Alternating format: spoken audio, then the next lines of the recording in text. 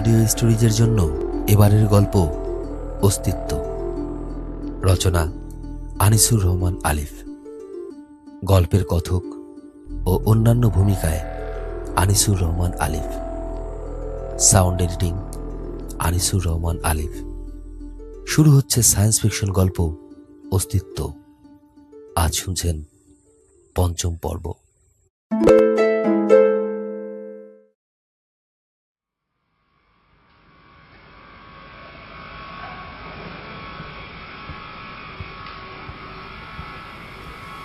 দুর্বল দেহের কতগুলো মানুষ কাজ করছে।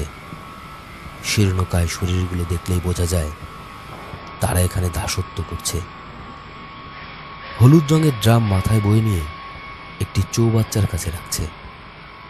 চৌবাচ্চার পাশেই রুক্ষ গোফওয়ালা দুজন লোক দাঁড়িয়ে আছে, তাদের হাতে স্বয়ংক্রিয় অস্ত্র। একটু সামনেই ধাতব একটি চেয়ারে বসে আছে আরও একটি লোক।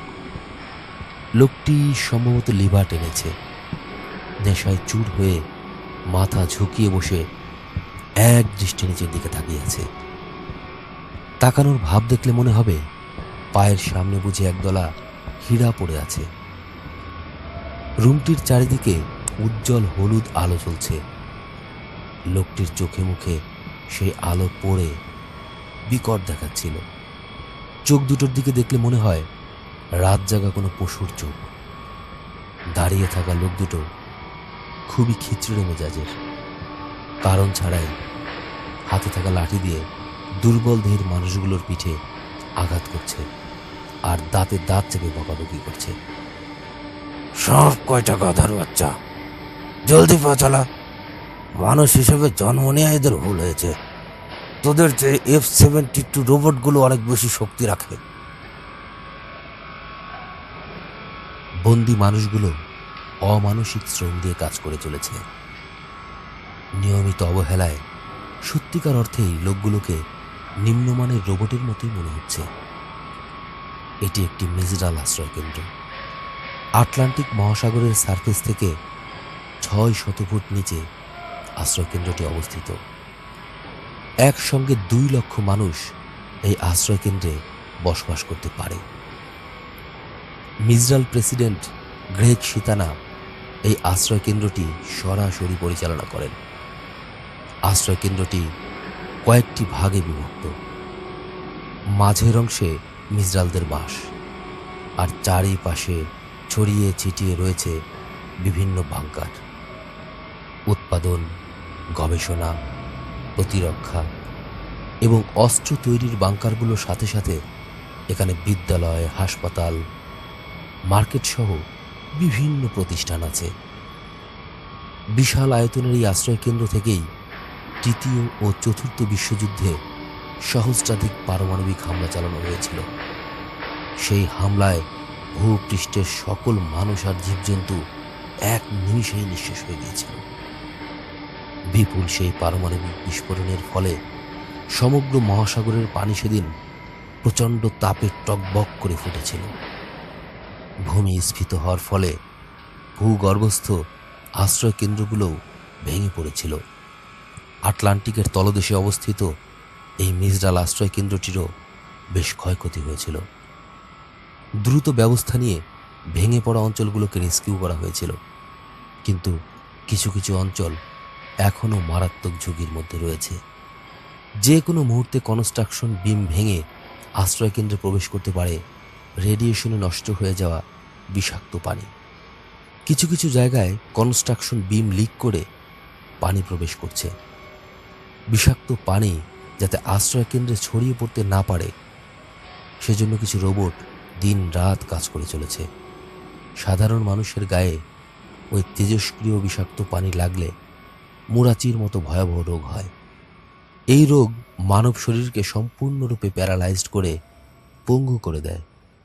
মিজরালরা পঙ্গু মানুষকে বাঁচিয়ে রাখে না। পঙ্গুত্ব মানেই মিজরালদের কাছে বোঝা। আশ্রয় কেন্দ্রের গোপন একটি বাংকারে ক্রোমোজোম চেইন রিফ্লেক্ট তৈরির কাজ চলছে। ক্যামব্রিজের বায়োকেমিক্যাল বিভাগের প্রফেসর ডক্টর রিগেন ডিলোকে এই কাজে দায়িত্ব দেওয়া হয়েছে। আসলে দায়িত্ব ঠিক না, এই কাজ করতে তাকে বাধ্য করা হয়েছে। রিগ্যান্ডিলো মিসডাল নয়। মিসডালরা বাইরের লোককে একদম বিশ্বাস করে না। রিগান ঠিকমতো কাজ করছে কিনা তা পর্যবেক্ষণ করার জন্য 3টি অত্যাধুনিক ভেগা Z1 রোবট সব সময় তার সাথে সাথে রয়েছে। রোবটগুলোর আর্টিফিশিয়াল ইন্টেলিজেন্সই এতটাই উন্নত যে তারা মানুষের একটি পদক্ষেপ থেকেই জেনে ফেলতে পারে তার মস্তিষ্কে কি চলছে। নতুন দেখা যে কোনো কর্মপদ্ধতিও নিজে থেকেই রোবটগুলো শিখে নিতে পারে। রিগানকে পর্যবেক্ষণে রাখার পাশাপাশি রোবটগুলো তার কর্মপদ্ধতিগুলো শিখে নিচ্ছে। কর্মপদ্ধতিগুলো রপ্ত হয়ে গেলে পরবর্তীতে এই কাজে সরাসরি রোবটগুলোই কাজ করবে। ক্রোমোজোম চেইন রিফ্লেক্ট তৈরির কাজ ইতিমধ্যেই 70% সমাপ্ত হয়েছে।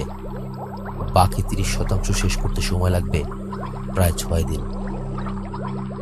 এরপরেই ভূগর্ভস্থ বিভিন্ন আশ্রয় কেন্দ্রে থাকা অবশিষ্ট মানুষ এবং সকল ধরনের প্রাণের অস্তিত্ব শনাক্ত করে হামলা চালানো হবে। এই চেইন রিফ্লেক্টের প্রয়োগ ঘটানো হবে নতুন আবিষ্কৃত একটি সিনথেটিক ক্রোমোজোমের উপর, যার কোড নেম All2O। সিনথেটিক ক্রোমোজোমগুলোকে ফ্রি করে দেওয়ার সঙ্গে সঙ্গেই তারা প্রাণ খুঁজতে সমগ্র ভূগর্ভে ছড়িয়ে পড়বে। প্রায় সকলভাবেই এরা প্রাণীর শরীরে প্রবেশ করতে পারে, তবে নিঃশ্বাসের মাধ্যমে সংক্রমণ ঘটাতে এরা বেশি পারদর্শী। ক্রোমোজোমগুলো প্রথমে মানুষকে এবং পরবর্তীতে সকল প্রকার প্রাণীর মধ্যে সংক্রমণ ঘটাবে। একটি মানব শরীরে প্রবেশ করার মাত্র 4 মিনিটের মধ্যেই ক্রোমোজোমগুলোর কাজ শেষ হয়ে যায়। কিন্তু ভয়ঙ্কর ওই 4 মিনিটে একজন মানুষ বুঝতে পারে মৃত্যু কত নির্মম। সংক্রমণের সঙ্গে সঙ্গে এরা মানব শরীরে বংশবিস্তার ঘটায়, তারপর দেহের মধ্যে দ্রুত বড় হতে থাকে। প্রক্রিয়াটা চলে খুব দ্রুত। মূলত শরীর খেয়েই পোকাগুলো পূর্ণাঙ্গ হতে শুরু করে। শেষে গোবরে পোকার আকার ধারণ হয়ে গেলে শরীর থেকে বের হয়ে আসে। পোকাগুলোর প্রজননে সৃষ্টি হয় অসংখ্য নতুন ক্রোমোজোম। নতুন তৈরি হওয়া ক্রোমোজোমগুলো নতুন দেহ খুঁজতে থাকে। এদের হাত থেকে পরিত্রাণ পাওয়ার কোনো উপায় নেই। সকল প্রকার প্রাণের অস্তিত্ব শেষ হয়ে গেলে এরা নিজেরাই নিজেদেরকে খেয়ে এই প্রজেক্টের টার্মিনেট করবে। সমস্ত কাজটি শেষ হতে সময় লাগবে মাত্র 3 দিন। অর্থাৎ 3 দিনের মধ্যেই মিসডাল ব্যতীত সমগ্র পৃথিবীতে আর কোনো প্রাণের অস্তিত্ব থাকবে না। রিগ্যান্ডিলো সত্যিকার অর্থেই একজন ভালো মানুষ। নব আবিষ্কৃত এই ক্রোমোজোম চেইন রিফ্লেক্টের ফর্মুলা তিনিই প্রথম আবিষ্কার করেছিলেন। তিনি এটি আবিষ্কার করেন মূলত জিবালা নামক মরণঘাতী এক রোগের হাত থেকে মানব সম্প্রদায়কে মুক্তি দেবার জন্য। কিন্তু হায়, বিধাতার কি নিদারুণ লিখন! তার তৈরি আশীর্বাদের ফর্মুলা এখন প্রাণের প্রতি এক ভয়াল অভিশাপ হয়ে দাঁড়িয়েছে। রিগান অনেকবার ভেবেছে নিজেকে শেষ করে ফেললে মিসডালরা হয়তো এই ক্রোমোজোম চেইন রিফ্লেক্টের কাজ করতে পারবে না। কিন্তু তাদের রোবটগুলো এতটাই বুদ্ধিমান যে তার প্রত্যেকবারের আত্মহত্যার চেষ্টা সম্পূর্ণরূপে ব্যর্থ হয়েছে। মিসডালরা এখন তাকে দিয়ে ক্রোমোজোমের মধ্যে থাকা ডিএনএ কোডিংয়ে কিছু সিনথেটিক কোড প্রবেশ করাচ্ছে। এই সিনথেটিক কোড প্রবেশের 18 ঘন্টার মধ্যেই ক্রোমোজোমটি তার ডিএনএতে থাকা ATCG-কে নতুন মাত্রায় ম্যাচিউর করবে। নতুন পাওয়া কোড নিয়ে ডিএনএ সচল হয়ে আরএনএ পরিবর্তিত করে নতুন একটি প্রোটিন তৈরি করবে। ব্যাস, মিসডালরা তাদের ডিএনএ হেলিক্স বন্ডের মধ্যে মিসডাল শনাক্তকারী এক ধরনের কোড ইনজেক্ট করেছে। এই কোড তাদেরকে সাধারণ মানুষ থেকে মিসডাল হিসাবে আলাদা রাখে। ফলে নব আবিষ্কৃত ক্রোমোজোমটির ডিএনএর মধ্যে থাকা ATCG মিসডালদের ATCG-কে ধরবে না, ধরবে তাদের যারা মিসডাল নয়। মিসডাল ছাড়া প্রায় সকল প্রাণীর ক্রোমোজোমগুলোর ডিএনএ কোডিংয়ের উপরে এরা হামলা চালাবে। মাত্র 4 মিনিটের মধ্যেই নব আবিষ্কৃত ক্রোমোজোমটি মানুষ সহ সকল প্রাণীর মধ্যে ভয়াবহ পরিবর্তন ঘটিয়ে নিঃশেষ করে ফেলবে। কিন্তু না, রিগান বেঁচে থাকতে এটা হতে দেবে না। রিগান প্ল্যান করতে থাকে। সম্পূর্ণ আলাদা একটি কোড রিগান তার মস্তিষ্কের মধ্যেই তৈরি করার চেষ্টা করছে। খাতা কলমে অথবা কম্পিউটারে সে তার কাজ করতে গেলেই রোবটগুলো বুঝে ফেলবে। রোবটগুলোর বুঝে ফেলা মানেই গ্রেগ শীতানা বিষয়টি জেনে যাবে। রিগান খুব ঠান্ডা মাথায় বিষয়টা ভাবতে থাকে। খাতা কলম এবং কম্পিউটার ছাড়া কাজটি করা খুবই কঠিন, কিন্তু রিগানের মেধাশক্তির সাথে তার স্মৃতিশক্তিও প্রবল। তাকে চেষ্টা করতেই হবে। তার উপর নির্ভর করছে ভূগর্ভে থাকা বাকি মানুষের প্রাণ। আর 2 দিন মাত্র বাকি, কিন্তু রিগানের গোপন কোডটি এখনো প্রস্তুত হয়নি। চেইন রিফ্লেক্ট প্রজেক্টের দলপতি সারাককে রিগান বলে দিয়েছে আরও 5 দিন সময় লাগবে। কথাটা শুনে সারাক প্রথমে ক্ষেপে উঠলেও পরে সময় বাড়িয়ে দিয়েছে। রিগানকে চুপচাপ ধ্যানমগ্ন বসে থাকতে দেখে G45 রোবট একদিন জিজ্ঞাসা করেই ফেলল, তোমার কি হয়েছে রিগান?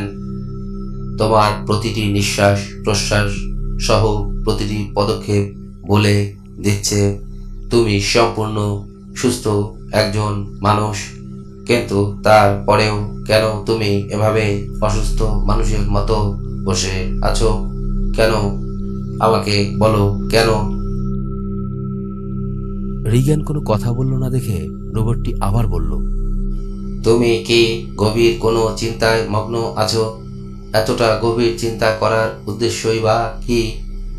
রোবটগুলো এত বেশি বুদ্ধিমান যে রিগানের ভয় হয় লোহালক্করগুলো মনের কথাগুলো না বুঝে ফেলে। আর মাত্র 1 দিন বাকি। রিগান তার প্ল্যান অত্যন্ত গোপনভাবে বাস্তবায়ন করেছে, কিন্তু একটা সমস্যা দেখা দিয়েছে। সেটা হলো রেঞ্জটা খুব বেশি দূর পর্যন্ত হবে না। রিগান চেষ্টা করেছিল যাতে সমগ্র বিশ্ব থেকে মিজরাল সম্প্রদায় একেবারে ধ্বংস হয়ে যায়, কিন্তু সময় স্বল্পতা আর বাহ্যিক জিনিসপত্রের অভাবে প্ল্যানটি অতদূর এগোয়নি। যা হোক, তবুও 400 কিলোমিটারের মধ্যে কোনো মিজরালই এই চেইন রিফ্লেক্টের কবল থেকে বাঁচতে পারবে না। মাত্র 4 মিনিটের মধ্যেই মিজরাল দেহগুলো বিষাক্ত পোকায় পরিণত হবে। পরের 2 ঘন্টার মধ্যে পোকাগুলো নিজেদের দেহকে খেয়ে ফেলে এই প্রজেক্টের টার্মিনেশন ঘটাবে। ল্যাবরেটরির ঘড়িতে সময় দেখাচ্ছে 10:12 PM। রাত 12টার সময় অর্থাৎ 0 আওয়ারের সময় মিজরাল দলপতি সারাক চাবি দিয়ে ক্রোমোজোম সেলগুলোকে উন্মুক্ত করবে। আমার হিসেব মতে ক্রোমোজোমগুলো মুক্ত হবার 30 সেকেন্ডের মধ্যেই সকল মিজরালরা মারা পড়বে। বাকি 3.5 মিনিট সময়ে প্রোটিনগুলো ম্যাচিউরড হয়ে বড় বড় পোকায় পরিণত হবে। রিগান ডুয়েল ট্যাঙ্ক জ্বালানির একটি আন্ডারকুইক খুঁজতে থাকে। মিস্টার রিগান, আপনি কি হচ্ছেন? বলল G45 রোবট। আমি সারাককে খুঁজছিলাম। আপনার সাহস তো কম না। সম্মান ছাড়াই আপনি মহামান্য সারাক এর নাম উচ্চারণ করেন। না না, আমি আসলে ওভাবে বলতে চাইনি। প্রজেক্ট সম্পর্কে গুরুত্বপূর্ণ কিছু বিষয় ওনাকে জানানো দরকার। কুকুরের গলায় যেমন বেল্ট পরানো থাকে, ঠিক তেমনি G45 রোবটের গলার বেল্ট থেকে একটি আলো জ্বলে উঠল। আলোটা খানিক পিট পিট করে জ্বলে নিভে গেল। আমি এই মাত্র মহামান্য সারাক এর সাথে যোগাযোগ করলাম। তিনি ল্যাবেই আছেন। আপনি ওনাকে ওখানেই পাবেন। ধীর পায়ে রিগান ল্যাবের দিকে হেঁটে যায়। কি ব্যাপার? আমি তোমাকে খুঁজছি, তুমি কোথায় ছিলে? জি মহামান্য, আমি আপনাকে ল্যাবে না পেয়ে খুঁজতে গিয়েছিলাম। সকাল থেকে আমার সিটুটা কাজ করছে না। সারাক বিশ্রীভাবে হেসে বলল,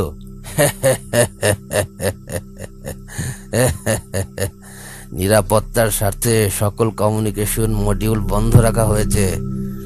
প্রোগ্রামটা আরেকবার চালাও দেখি, কোনো ভুল থেকে গেল কিনা।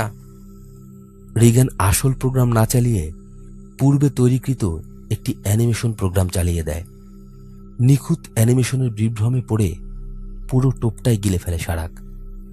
রিগ্যান চাপা উত্তেজনায় কুলকুল করে ঘামছে। কি ব্যাপার, তুমি কি কোনো কারণে নার্ভাস নাকি? রিগ্যান তার কথাগুলোকে বিশ্বাসযোগ্য করতে বলল, জি স্যার, আমি একটি বিষয়ে খুব নার্ভাস ফিল করছি। প্রজেক্ট শেষ হলে আমাকে কি মেরে ফেলা হবে নাকি বাঁচিয়ে রাখা?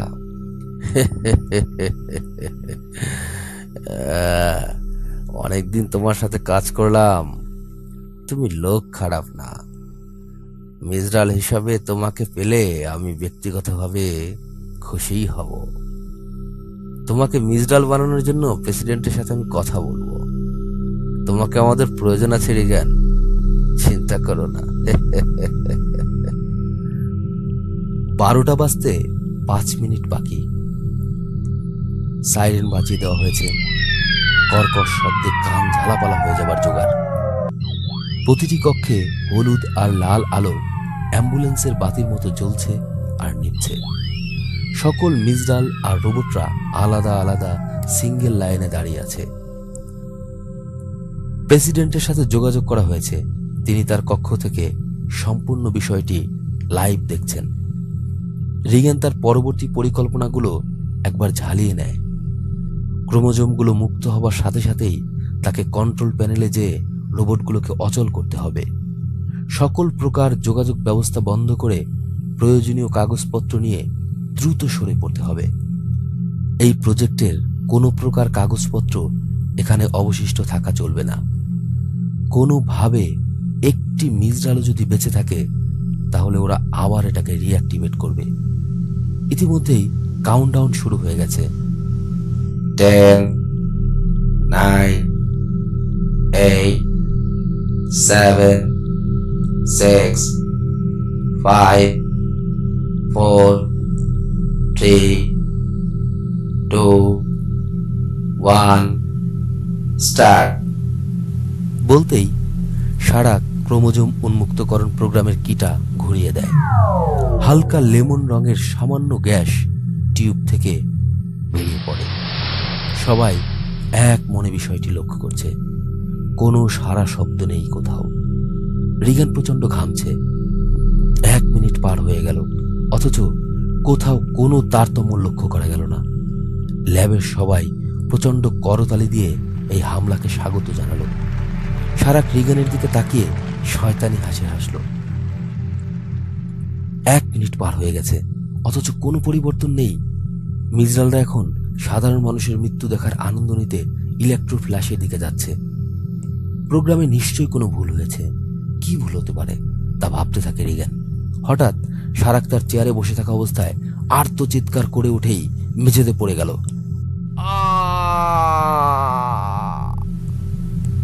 সঙ্গে সঙ্গে ছুটে এলো 3টি রক্ষী রোবট। কি হয়েছে, কি হয়েছে স্যার? কি সমস্যা? কোথাও কি ব্যথা পেয়েছেন স্যার? স্যার স্যার কি বেঁচে আছেন? স্যার স্যার কি বেঁচে আছেন? গর্ধব রোবটগুলোর মেমোরিতে এই পরিস্থিতিতে বলার যত প্রকার কথা আছে একবারে সব বলে ফেলল।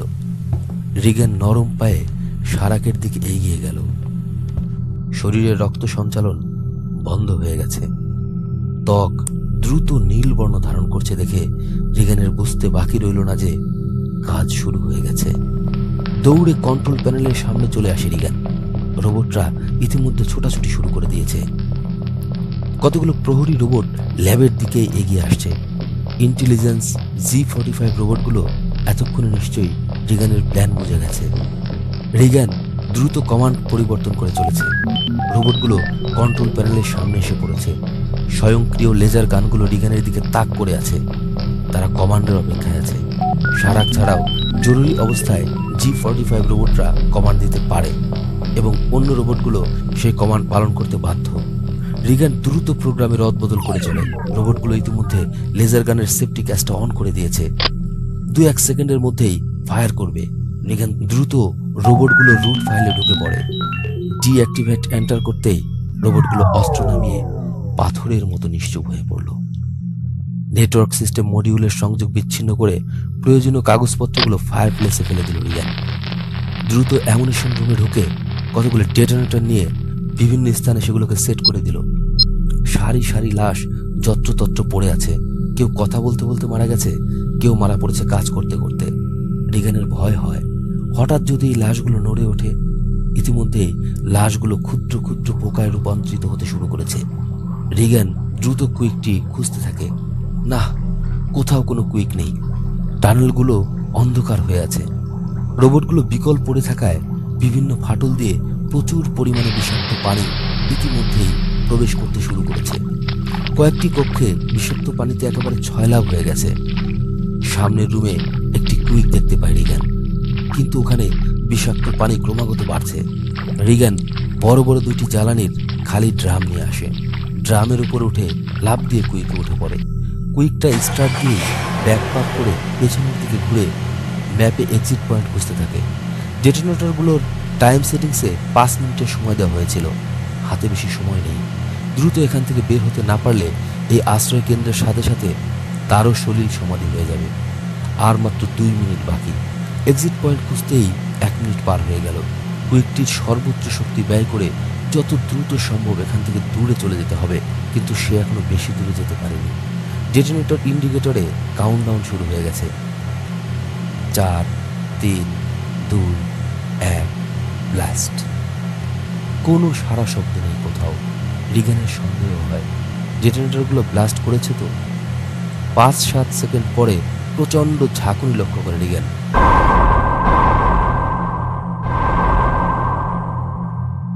3-4 বার কুইকটি উল্টে যায়। প্রচন্ড আঘাতে জ্ঞান হারায় রিগান।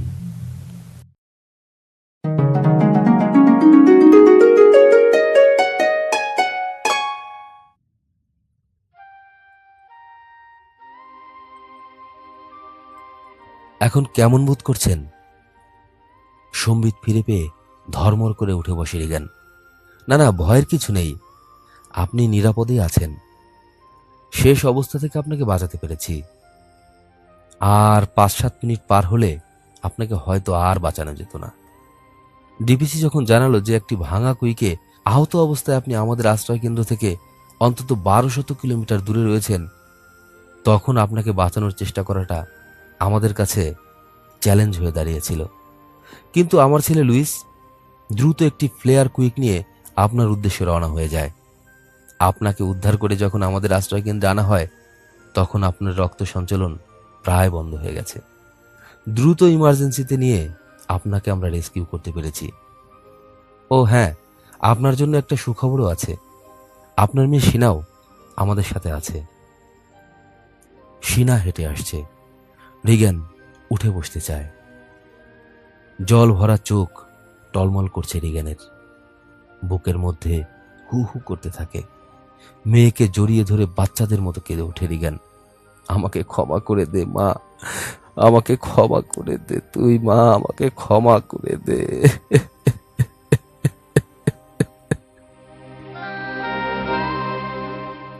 রিগান মেয়েকে বুকের মধ্যে শক্ত করে জড়িয়ে ধরে। চোখের জল লুকিয়ে ডিমোস নিজের কক্ষের দিকে চলে যায়। শুনছিলেন সায়েন্স ফিকশন গল্প অস্তিত্বের 5ম পর্ব। 6ষ্ঠ পর্ব নিয়ে আপনাদের সামনে খুব শীঘ্রই হাজির হব। ধন্যবাদ।